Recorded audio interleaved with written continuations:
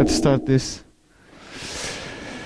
Okay, so I'm not sure how boring this is gonna be, but yeah, because I had only like I started doing this talk last night, so and I had some things written down already, but yeah, I'm not sure if it's gonna be meeting whatever you guys are expecting. But yeah, I'll tell you so you can leave before if you're not interested in this. So there's going to be a disclaimer. There's going to be some boring parts and some things that I think are interesting. Maybe not. Yeah. So the disclaimer. So is that some of the learnings that are here that I found important. It doesn't mean that I religiously follow them. It's just some things that I found that they will guide me, like in my, I say, choices and whatever I follow, whatever are the examples that I try to make sure I fulfill, things like that. So, but they are not, like some of them are not even good at them. I have to try, but I'm not even good at them. So yeah, take this with a grain of salt. Yeah, so the boring part is the techie part, at least for me in these last 3 years. Yeah, I've learned some things like Docker and React and TypeScript and stuff, and about remote working, and some things about forecasting and things like that. But I think they could be themes for another talk on its own. But I don't think this is the most important things that I've learned in the last 3 years. So yeah, most of the things that I learned and that are important to me, it's about soft skills, and it's mostly all about people. That's been, I think, mostly where I've taken the most out of my experience in the last 3 years, and I think that's maybe the only thing I can raise or contribute in a better way, and to show what was or what other things that I think are important for me, at least going forward. So I'm going to talk a little bit about my personal things, some things that I learned about teams, other things about like how a company works, and some things about how the society works in general, things that I've noticed. And so I'm going to try and kind of give like a story, but I'm not sure I will remember all the stories about all these things. But yeah, I was trying to write them down just before I came here, but I only got like halfway through the slides, so I just given up.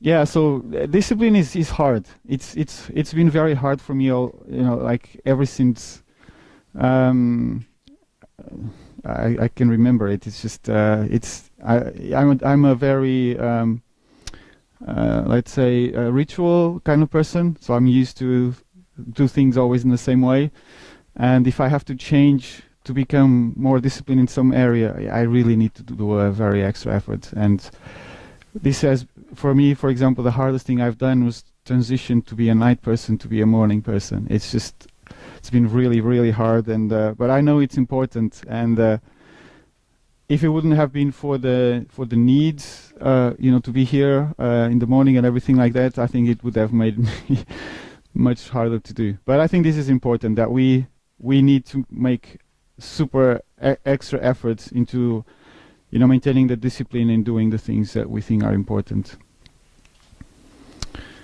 This is about questioning everything, because we sometimes we tend to take things for granted, or just go with whatever other people say.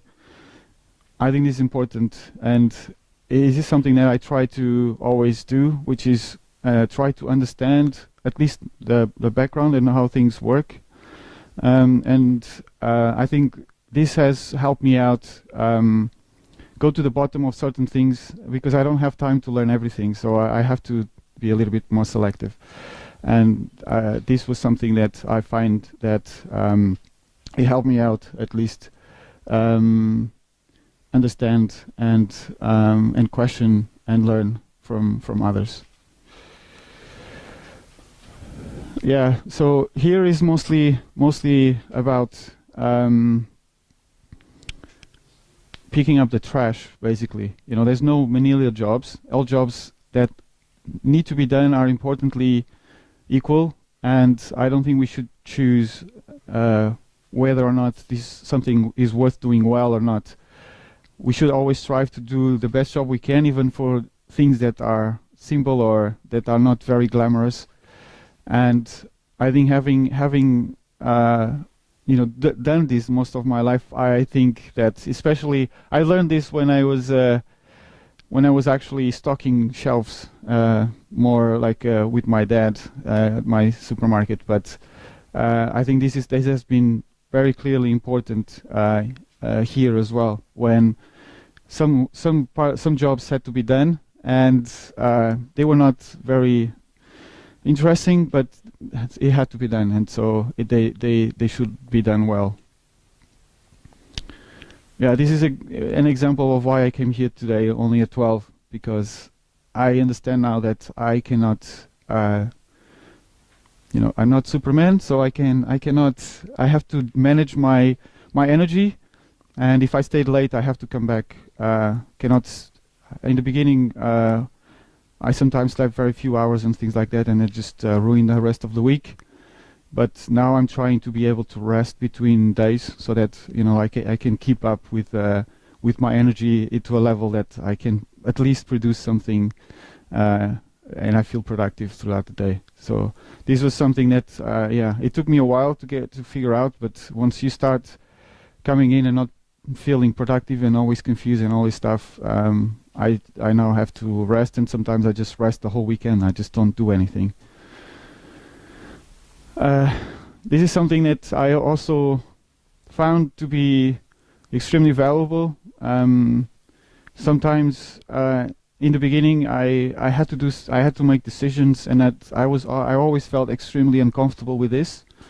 And it's usually, you know, people complain about, you know, how lonely and, you know, like sad it is when you're, you know, like at the top of an organization or whatever, and you have to make decisions on your own. You make a lot of people responsible for that. And I found that, you know, like having the help of other people to see through things, and help me see for different points of views, and actually come to a group kind of understanding and things like that have helped me out immensely in being able to, I think, either proposing good things, but also, you know, on the little things that we've made decisions on in the past, that they help the better decisions to come out of it. Yeah, so a lot of yeah, this has to be with confidence and how we gain confidence as we go along. But you know, it's important that we feel comfortable at work making mistakes, like being able to you know, be on the edge a little bit, try new things, having the confidence that someone is going to be there if we fail to get our back. And that you know, people were not going to, you know, thumb you down or something like that with your mistakes, but they are going to try and help you out, dig out the hole that you got yourself into, if at all. So yeah, being able to feel comfortable in making mistakes, I think it has been important in order for us to try different things here than that we couldn't have in other places. Yeah, this is something, yeah, which I find super important now, that especially when there's conflicts, that it's hard for people to listen to each other, to understand exactly what the other person's point of view. And I find this so much valuable now that, yeah, I use this as much as I can. I know that not always I'm able to do this, but really trying to listen to what the person is trying to say, even if it's on the wrong kind of terms. Like it's either because someone is upset and is screaming, or sometimes you're getting attacked, but there's something inside there that you can find out that is good feedback. I used to think, like there's good feedback and bad feedback. Now I think there's feedback. All feedback is good. But yeah, we need. I will talk a little bit more about why I think we have to be a little bit more filtering in one way, but not too much. But yeah, the point here is, if we try to understand other people, it would be much easier for us to be empathetic with them. Yeah, I think this is it speaks its own words. Be kind and respectful towards others. I think it's important, and I've learned this. Like if we are always kind and respectful, independently of what other people do to you, you tend to, instead of escalating things, you tend to like de-escalating things, and people will come back to their senses and be calm.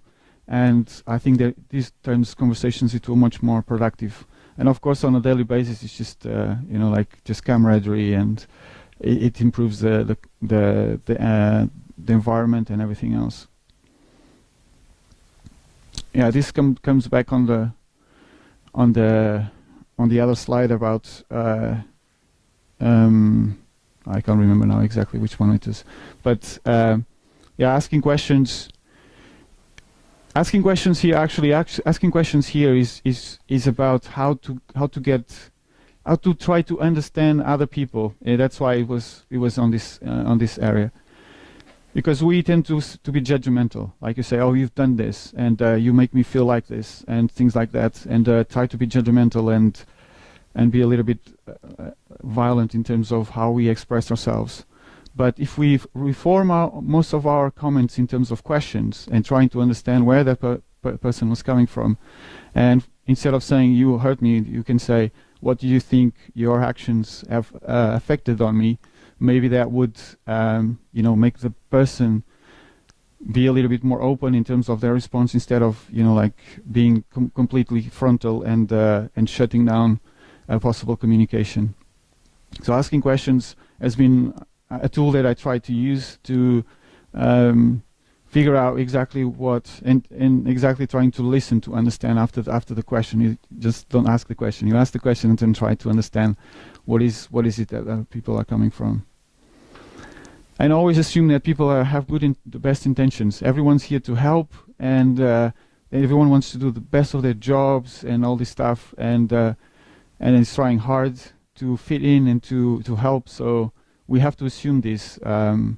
Sometimes we think there's like bad intentions, or people want to do something harmless to you and things like that. But like 99% of the time it's not. And if you assume the best intentions for everyone, then things the communication and the way it works is much better. Yeah. So this is the other part of listen to understand is don't take things personally.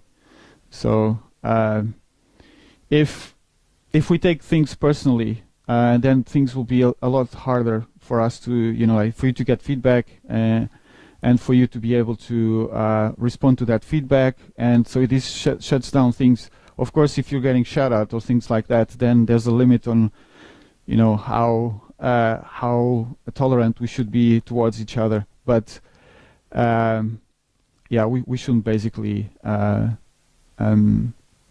take things. There's work and there's yourself. It's two different entities, and people can criticize your work. It should be fine.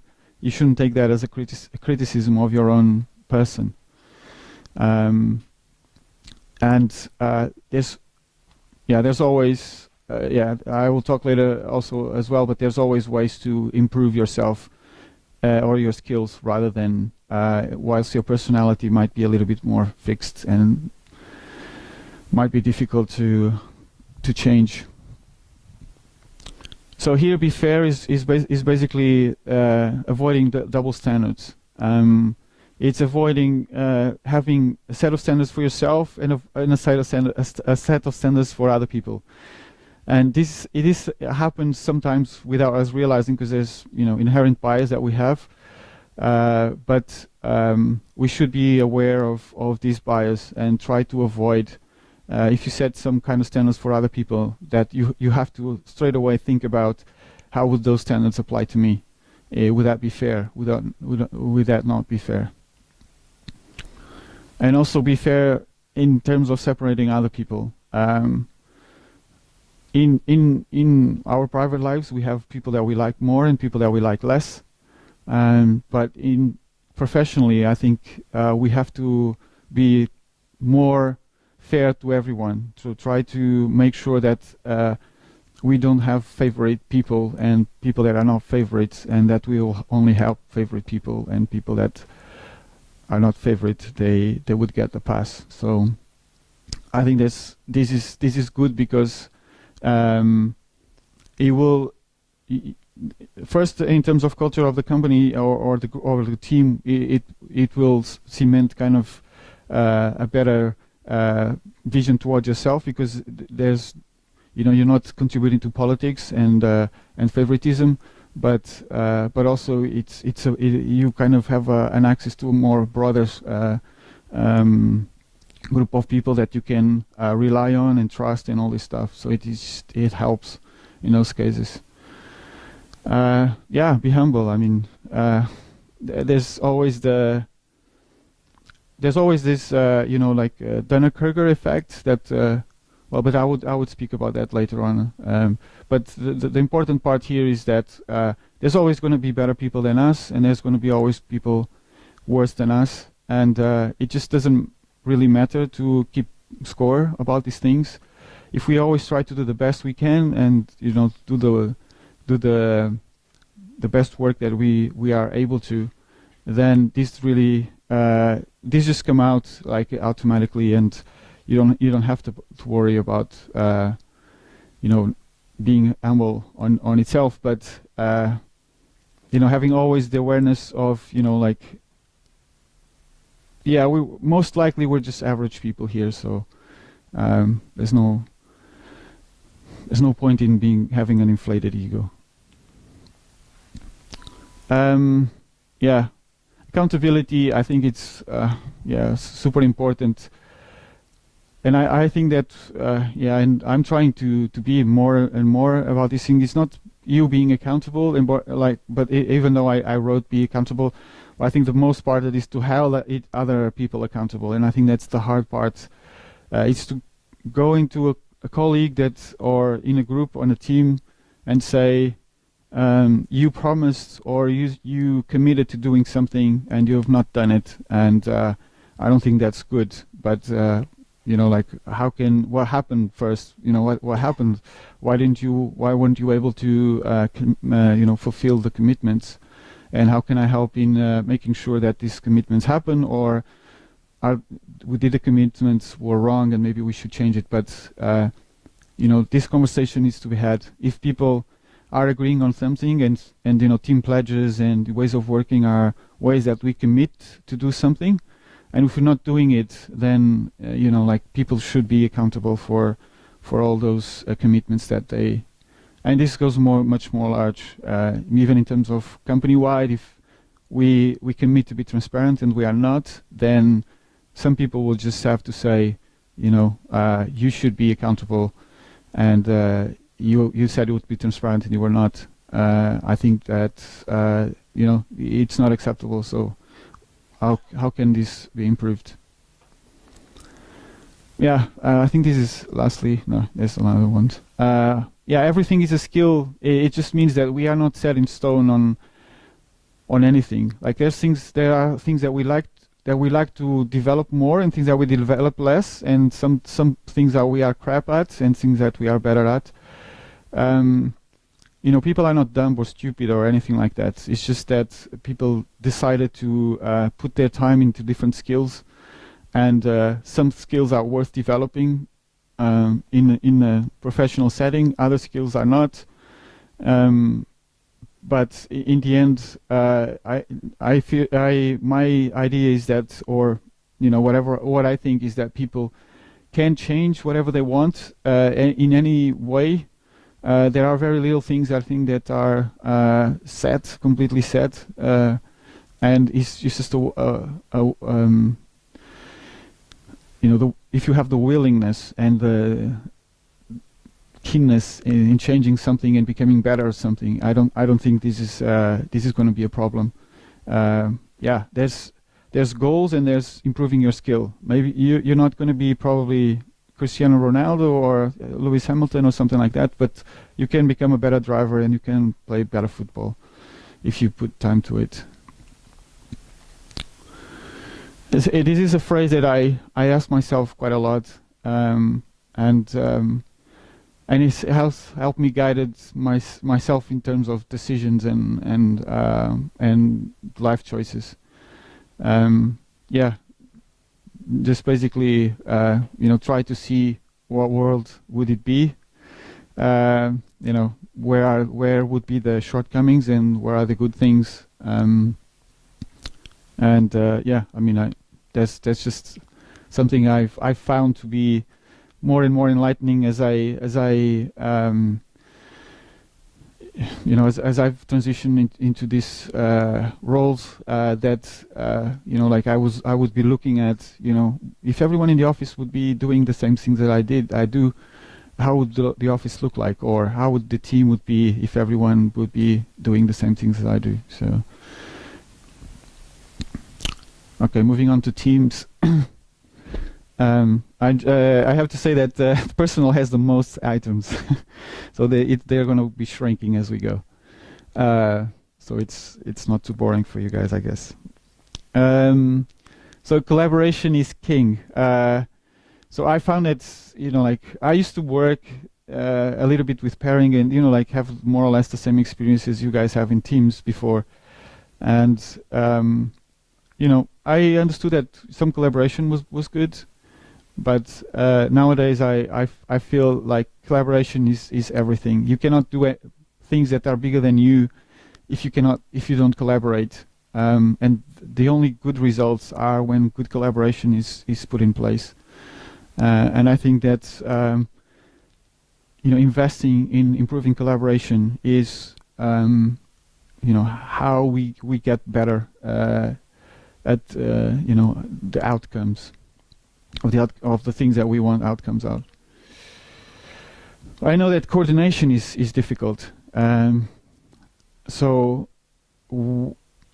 we have to cut coordination as much as possible. So you want the highest degree of collaboration, but with the least amount of coordination. So you don't want to wait people waiting on each other. You don't want to have to assemble a group of people just to do something. So the highest level or the lowest level of coordination implies that we can make progress quicker and improve things independently. There needs to be a level of communication, of course, but coordination, I think. Teams go as fast as the slowest person in a team. So yeah, I think maybe most of us already understand this thing anyway. But in any case, I think this, at least for me, it's just run through here that if there's someone that in a team that is dragging the team, then most likely you can't dissociate this person from the rest of the team. So there's going to be an impact if this person is not either integrated or somehow is not delivering as the team thinks it should. So like managing a little bit of expectations there, but nevertheless, if there's a person in the team that is not performing as you expect, a lot of the effort should be put into getting that person into a position where they can be, or to find the next bottleneck. Not that person should be the bottleneck. Something else should be the bottleneck. Because in the end, we can only go as fast as the. Everyone needs to be heard. yeah, so this means that this doesn't mean that everyone needs to talk, but at least everyone needs to feel that they're heard in a team. So yeah, that we have to be able to sometimes step down or step away a little bit to be able to see who has contributed and who's not, and make sure that person that hasn't contributed to something, that we gather their feedback, like asking direct questions or something like this. Doesn't mean that that person has to talk, but at least there has to be an opportunity for everyone to be heard. Yeah, so with the thing of making mistakes is about, you know, like having a fearless culture, or where people feel comfortable in trying new things and being able to advance, and even try. I know we have like ways of working and things like that we've achieved at some point, but they shouldn't be stuck in a limbo, or they shouldn't be taken as gospel.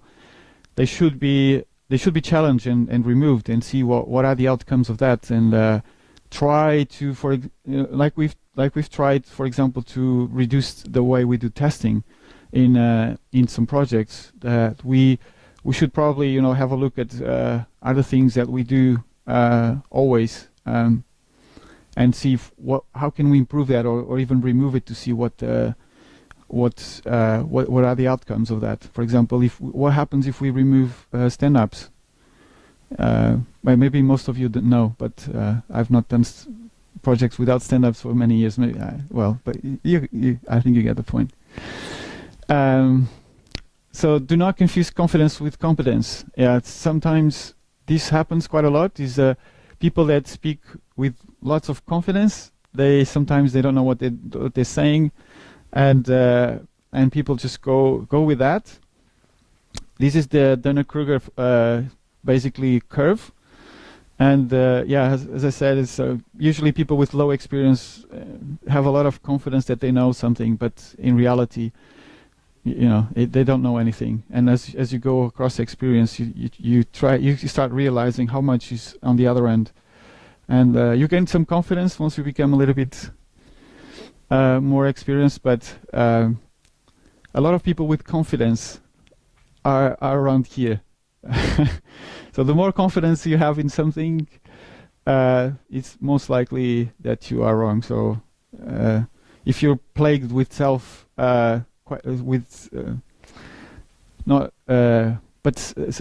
questions, like if you're plagued with questions about, like, how is this, I don't know that, things like that, then probably you're just going through this phase.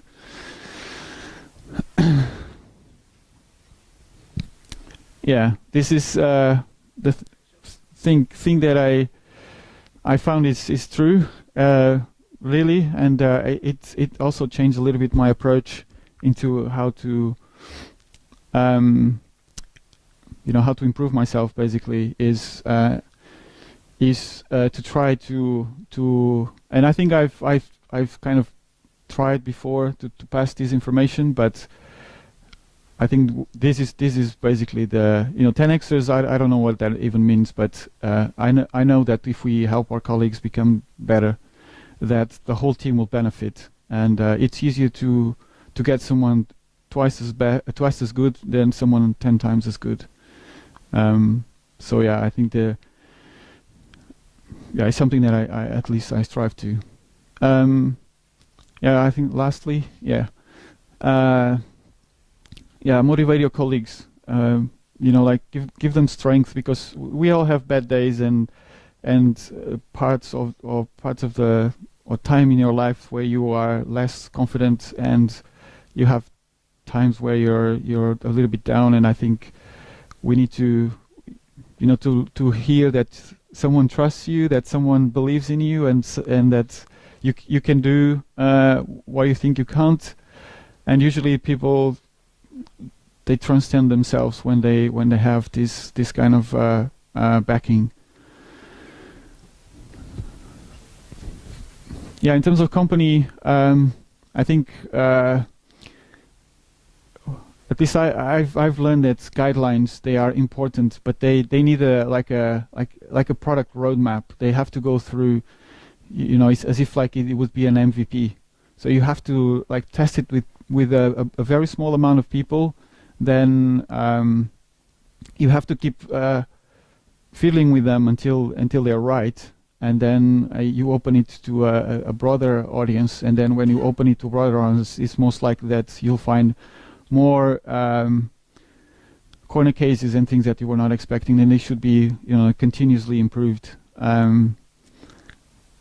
So yeah, it's expected that the guidelines that we have for this office, they will change over time, because you will find holes in it. And I don't think this is a bad thing. It's just the way I think things will be anyway. Yeah, try to share information to the widest, because most of the decision making has been traditionally has been made by top level, because usually information tends to go up on the hierarchy stack, and people without all the information are not able to make the best decisions. So they are like reprimanded for, oh, you've done this decision but you didn't know about this, so that's why this decision is terrible. So if we were able to share more information, then everyone's like on the same level, then better decisions will come out, and we can actually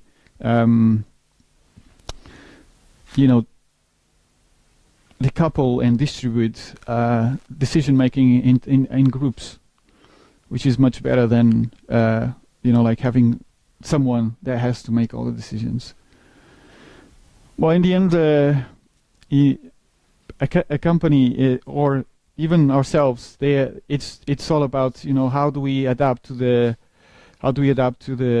future, basically. If we have the best tools, if we have the right mindset, if we're open-minded, most likely you will be able to navigate through the difficulties, and even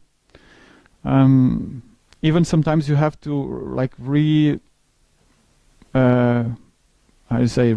yourself, not redo, but like redesign yourself or redefine yourself, or reinvent, exactly. Otherwise we will just something bad will happen, and you go into extinction. Yeah, so this is something that I do constantly, which is I go out and just steal ideas from other people, and I try to give them credit. But for example, I've stole all these slides and images, and I didn't give credit to anyone because I didn't have time to. But yeah, the idea is that at least the ideas. Yeah, I've never thought I had like an original idea anyway. So it's everyone's already thought about what I've thought. So it's just a matter of giving credit for. Maybe I don't go out of my way to give credit, but I think I should do better, at least. Yeah. So handing power back to people, I think this is it's. I'm not sure if it's the future or not, but at least I find this to be extremely efficient. That people have the power to make or to solve their own problems. I'm not sure you guys take all advantage of this thing, but I think you should, because this is extremely powerful. You can basically go and scratch your own itches. I think this is super. At least for me, it is. Like whenever I try to do this, back in the UK, and I feel like you guys could do more on taking advantage of the power that you get, and just like change things in the way that you think is right. Yeah. So this is about also making mistakes, and sometimes like we mean well, like we say, we always assume you mean well, but sometimes we just screw up, and it's not acceptable to screw up all the time. So it's not nice to be an asshole a lot of the time, but sometimes you're going to be one, and I think you should get a break for it. In terms of society, yeah, these are, I think, the last two slides. People, I find that people in general are rewarded extremely unfairly, and you can see like even the difference between hedge fund managers. You see some guy just basically has like 7 times more than this guy. Earns 7 times more than this guy, and of course, like we live in a capitalist society and all this stuff, but and it all has to do with market demand and all this stuff, and I understand that, but it doesn't mean that this guy is 7 times worse than that guy in managing hedge fund managers, managing hedge funds. And I think this boils down to the rest of society. Like like these guys compared to us, that we earn peanuts, and are they contributing to society millions of times more than we do? Yeah, I don't think so. But yeah, that's what we have at the moment. And I also realized in the last 3 years that most there's a big chunk of people that have to do a lot more than other groups, and that the world has been set up really unfairly in for certain groups of people. And I think we should be not only aware but try to remove some of the obstacles in here. I mean, it's ridiculous, right? Yeah, that's pretty much it. I hope it